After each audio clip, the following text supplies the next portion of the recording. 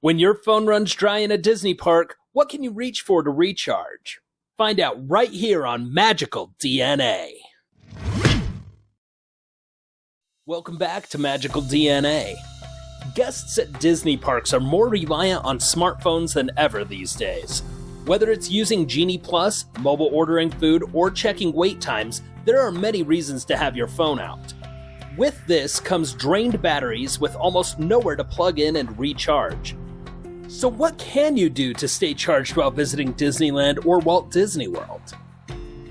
Portable battery chargers are not uncommon and are a very popular thing to bring to the parks. The one we use is an Anker PowerCore Plus. We bought this 6 years ago and it's still going strong. We get about 2.5 full phone charges per use. Even better, we can charge 2 devices at once without seeing a dip in performance. On more than one occasion, we've stood side by side in line and charged while booking our next Lightning Lane or mobile ordering food, and we typically leave the parks with charge to spare. The Anker PowerCore Plus that we own is no longer available for purchase, but you can buy a newer model. We like the Anker PowerCore Slim because it's compact and holds a lot of charge. This portable charger isn't much larger than your typical smartphone, and it isn't much thicker either. It can charge an iPhone 12 2.3 times or a Galaxy S20 1.6 times. It also has a feature that protects your battery from overload and overcharging. Best of all, it's very affordable. You can find a link to this in the description below. If you really want to go overboard, you might prefer something like the GoodAh Power Bank. This is a hefty charger and it has a solar panel built in, so you'll theoretically never run out of charge so long as the sun is shining. It can charge 6 devices at once and features 3 built-in cables so you don't have to bring your own.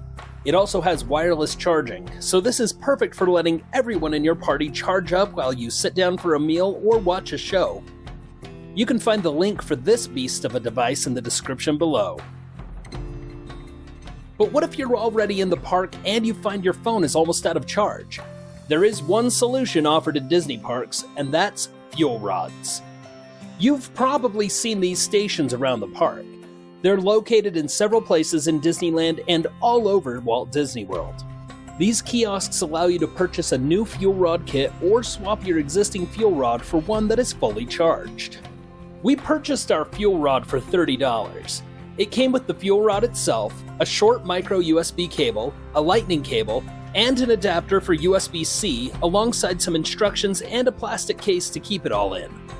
This is good because it means that whether you use an iPhone or an Android phone, you'll be able to use the fuel rod without any additional purchases.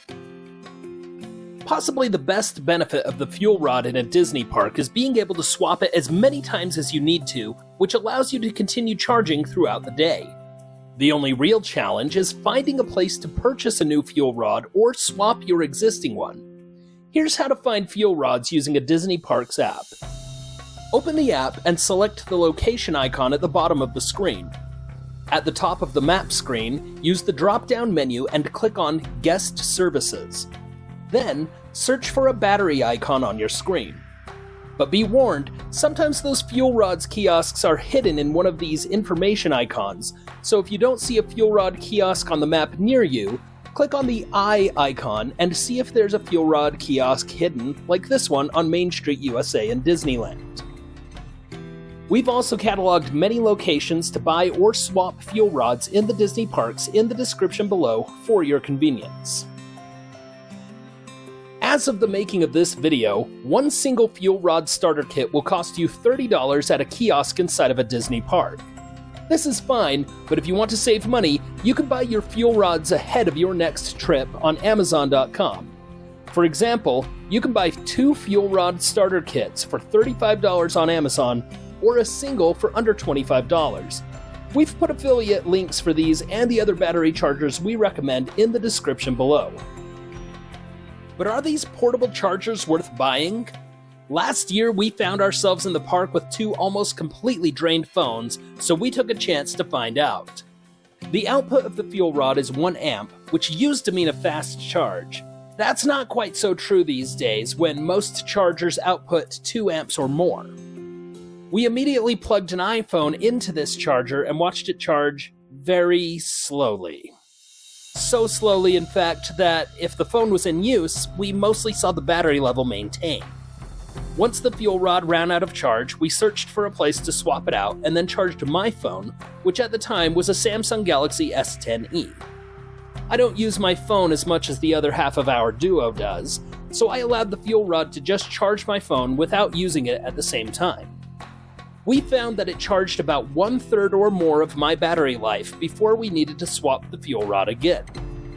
That day, when we started in the parks with two phones that had about 30% charge, we swapped out the fuel rod at least 3 times just to maintain usage of our devices. When you constantly need to have the screen on to use Genie Plus, or you want to take a lot of photos, you find that your battery drains quickly. Seeking out a fuel rod kiosk isn't always fast or convenient, especially when these locations are not as easily available on the Disney Park app of your choosing. You can find it, it's just not readily apparent.